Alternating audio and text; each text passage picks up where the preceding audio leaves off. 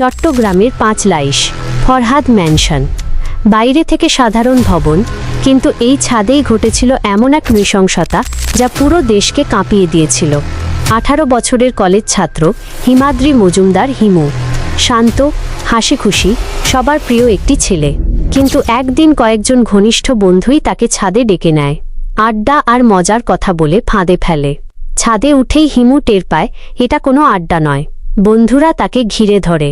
শুরু হয় নির্যাতন, অমানবিক, পৈশাচিক নির্যাতন, কুকুর লেলিয়ে দেওয়া অংশ।